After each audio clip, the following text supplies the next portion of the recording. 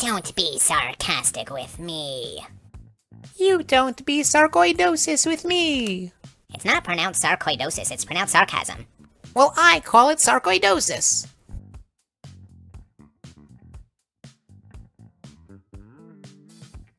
Hey, welcome to our scene on sarcoidosis, represented by these grannies over here who are arguing about the word sarcasm. Is it pronounced sarcasm or sarcoidosis?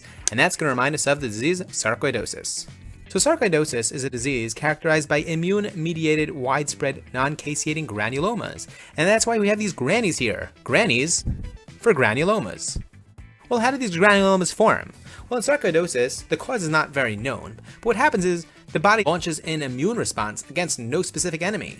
Normally what happens is when there's a pathogen, so there are dendritic cells which bring the pathogen to the lymph node and present it to the T cells, and the T cells get activated and they recruit more T cells and macrophages.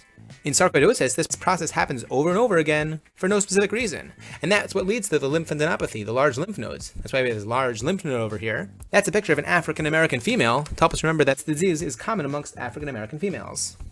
Over here in this chest x-ray, we note the bilateral adenopathy and coarse reticular opacities, which are typical of sarcoidosis. And this is due to the infiltrate in the lungs. If you see a CAT scan, you'll see extensor hilar and mediastinal adenopathy. If we take a look over here on the wall, we note these CDs, these 8 CDs for CD8. Well, they're in pairs of 4 for CD4. There's an elevated level of CD4 to CD8 ratio in the bronchoalveolar lavage fluid, as well as elevated levels of ACE, represented by the ACE over here. Oh, this is fantastic. They have a picture of sarcoidosis in the back of their room. Well, let's take a look at some other conditions associated with sarcoidosis. You know, sarcoidosis is a systemic disease, and the granulomas can sometimes form in other areas besides the lymph nodes. For example, it could show up on the shin, in the skin nodules, leading to erythema nodosum, represented by the redness on the shins over here.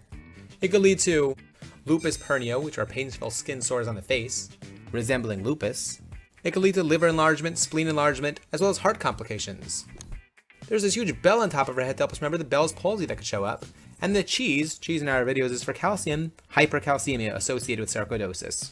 So, people with sarcoidosis who have minimal symptoms don't need treatment because symptoms resolve spontaneously within a few weeks, and complete remission from it typically happens within a few years.